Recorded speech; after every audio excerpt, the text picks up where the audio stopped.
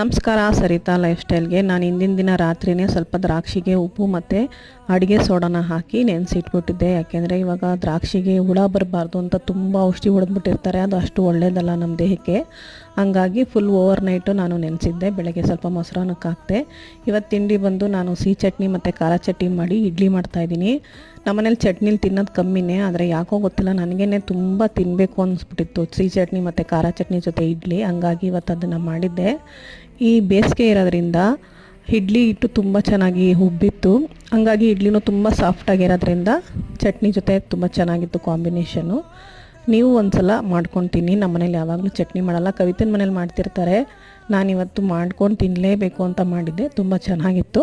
Thank you. Like ಮಾಡಿ, share ಮಾಡಿ, subscriber ಆಗಿ ಪ್ಲೀಸ್.